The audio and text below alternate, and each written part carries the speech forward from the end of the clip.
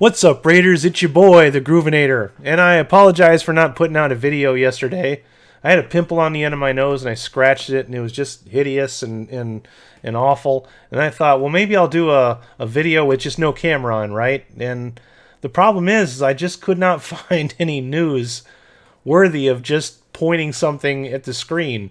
And I'm going to get at that in a second. It's not that I'm vain either. It's just when you got this hideous giant mark on the end of your nose, it's a little distracting and takes away from the information I'm trying to provide you with. So there's that. But anyway, I do have masks, but you know, I don't want to come off like I'm trying to be some kind of an edgelord or a poser or something like that. So anyway, I want to give you some more information about Alita Battle Angel because those videos seem to be the most popular on my channel, and I'm here to provide you with that kind of news.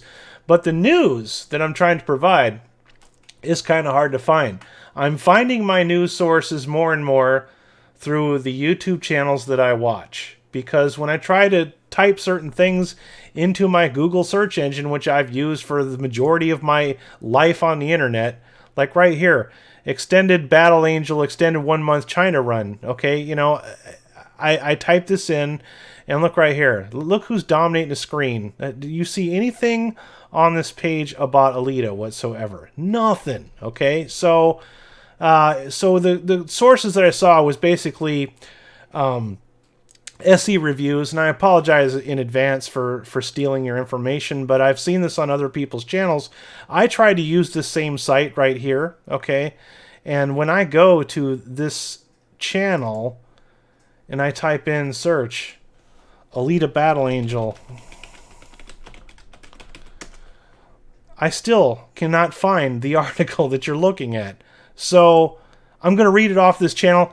It says right here, James Cameron's Alita Battle Angel has been granted 1 month extension to its release in China and will be allowed to play through to April 21st. Produced by 20th Century Fox, the film has earned over 800 million yen, 119 million in China after 2 weeks in release. Based on Yukito Kirishiro's manga, the film tells an action-packed story of one young woman's journey to discover the truth of who she is, and her fight could change the world. So that's good news. It's doing good in China. And a lot of people, and I've spent the last couple of days just arguing with all these idiots online. Everybody wants to brag about how Captain Marvel made all this money over the weekend or whatever, and nanny boo boo, we showed you, as if they won some kind of frickin' election or something. I mean, I've said it many times before. I didn't deny that the film would be okay. I'm sure it was going to be fine. It's just I personally did not like Brie Larson's politics and the marketing by which they presented this movie to people. Rather than just say, here's a fun, entertaining film that everybody should go see that has a female in it, without even having to say that, rather than say, okay, this is the woman's time now, and the first female superhero, and all this kind of stuff. They doubled and tripled down on that, and it irritated me. And one of the arguments I got from that was, you know, that Black Panther did the same thing. But the difference is, well, for one, Black Panther was a way better movie than Captain Marvel from what I'm hearing. I'm not judging the movie because I didn't see Captain Marvel, but I did go see Black Panther. It was pretty good. Okay, I enjoyed the movie quite a bit. But also, you didn't have the cast of the movie coming out and, you know, saying that you need to diversify film critics or whatever kind of nonsense that Brie Larson said. There was a really good video on Red Letter Media where basically they were saying that, you know, of all the things to be an activist about, film critics is the battle that you choose, as if that's more important than anything else. And you know what? That's exactly what we've been trying to say, you know? You want to shoehorn this character in that didn't sell well in the comic book stores, that's one thing. But if you're going to pick this person to head the entire MCU, you picked the wrong person, because everything she says, while I believe that she means well, comes off as very smug and arrogant and entitled and has no idea the repercussions of the people that you're insulting. If you want to say the movie's made for male, most of the results that I've read say that 60% of the people that went to go see Captain Marvel were males, because those are the people that read comic books. And the other thing is, you know, you can't go in and accuse people of being man babies when you're going into their house and jumping in on their game and changing everything around to fit what you like and expect them to not give you some kind of a resistance. That is going to happen. It is normal. All right. Also, Remember another movie that made a whole lot of money over the weekend? Star Wars The Last Jedi made all kinds of money, but then the next week it went dropped off. Which I think there's going to be a drop-off. How much of a drop-off, I honestly don't know. And I'm not going to make any more Captain Marvel videos until I get some kind of tangible evidence that I can report on it. Because honestly, I don't believe how much I read, because I feel like things are getting really manipulated here when I type things into a search engine and I can't get any kind of a result, okay? So I type in Alita Battle Angel and won't make a sequel, leads box office weekend. These are good things here, okay, if I just type in Alita Battle Angel. But then if I type in, did the Alita Battle Angel challenge fail? Well, that's a different story, all right? A lot of people would like to jump up and say, oh, well, this didn't get a thing, especially when I type in something like this and then I'm getting Captain Marvel results. Makes you think about things. But as you see right here, Box Office Mojo, Alita Battle Angel did just fine despite only being on X amount of screens, because we know that Captain Marvel dominated most of the movie screens that were available. So the thing is if you have your movie on, let's just make up a phony number here. Let's just say you have, 150,000 screens or whatever, and you only have 3 or 4 people in every theater on every showing. Yeah, it's going to look like you made all kinds of money because all of the theaters have your movie in it. Alita Battle Angel, I told you guys, I had to go to the other side of town because only one of the 2 theaters was playing Alita Battle Angel on March 8th. So I was forced to go to Tampa. I wanted to go to Wesley Chapel. I didn't have a choice because it wasn't playing. All the screens were dedicated to Captain Marvel, not Alita Battle Angel. So I didn't have a choice in that matter. So the fact that it did number 5, despite being on only a limited amount of screens, does not tell me that challenge failed. I don't think anybody thought that Alita was going to topple Captain Marvel. We didn't really have a say in the matter because a high-profile movie like Disney is going to dominate all of the screens, naturally. Also, something you guys got to keep in mind is this movie can lose money, and it's not going to hurt Disney in the slightest bit. Not going to hurt them at all, because they're going to make all the money back off of you when you go see Endgame, which is making me question. I haven't really decided if I'm going to boycott or not yet. I haven't gotten a lot of good argument, but do I want to go see Avengers Endgame? Do I want to continue to support Disney when they're going to constantly tell me what I'm supposed to like and not like? When they're going to tell me who my heroes are supposed to be?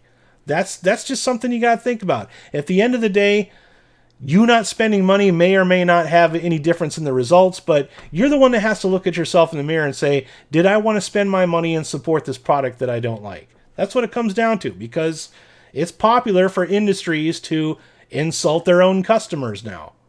It's Bolshevik marketing is what it is. So hopefully Alita will do better. I think Alita is definitely a cult movie.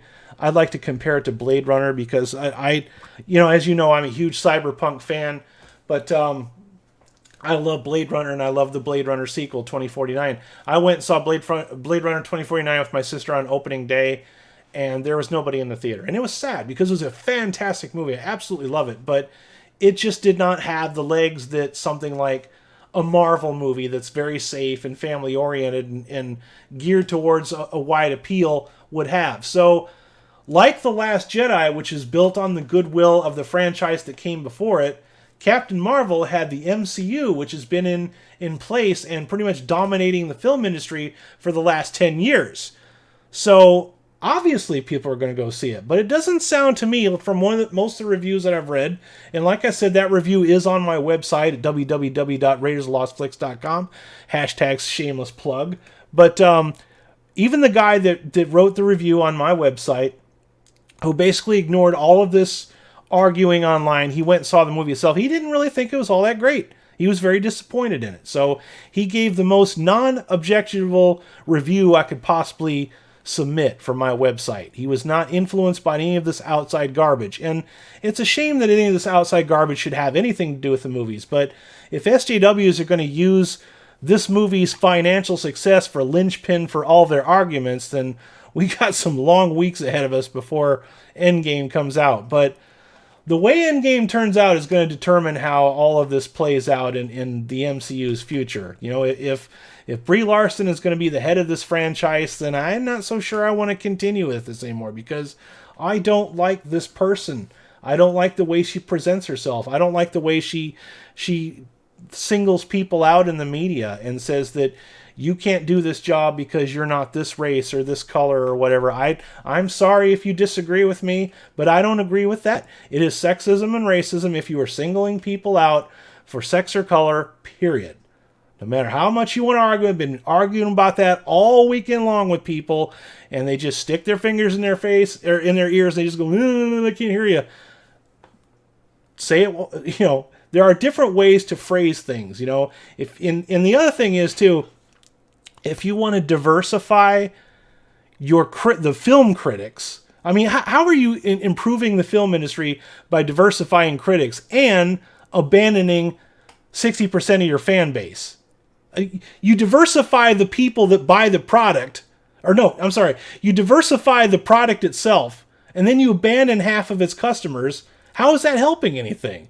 I've mentioned that a million times. You can't just come in and say, okay, there's too many, people of this color in this industry. Even though you're successful, we're going to have to change you out and change you out and change you out so that we have diversity. So what you do is you take people that are not experienced in that field, put them in that field, and then all of a sudden that field does not succeed anymore. It's anybody that's ever coached a sports team or ran a newspaper would understand that you just don't do that. It doesn't make any sense to do that. And like the guys on Red Letter Media said, you don't, of all the stupid things to have a controversy over, what a film critic thinks because of what color he is. Absolutely bizarre, stupid stuff. I'm so tired of talking about it. But like I said, I'm not going to bring up any more Captain Marvel stuff until I have some tangible evidence that I can work with, because right now SJWs are jumping up and down as if they won the election or something. Well, this made money, and that's what you're going to hear over and over and over again. Well, this made money. Well, like I said, remember, The Last Jedi made money, but then eventually that became a brand that was virtually unmarketable. Anyways, that's all I got to say about it. This may be the only video I do today because, like I said, I just don't really have a lot of other news to report. I am working very hard on redesigning our website, working with a new program, and it's kind of struggling with it a little bit, but I want to give you guys a platform that's something that's interactive that you guys can have a lot of fun with. I got plans that I don't want to mention until I know for sure I can get those in place, but it's going to be a very cool interactive thing that you guys can get involved with. I want it to be more involved in our Facebook page, which is just kind of blowing up right now. So thanks you for all your subscriptions. Thank you. Make sure you like on the video. Make sure you share the video. Give the little guys a chance here. You guys have yourselves a groovy day. This is a Groovinator signing out. Peace.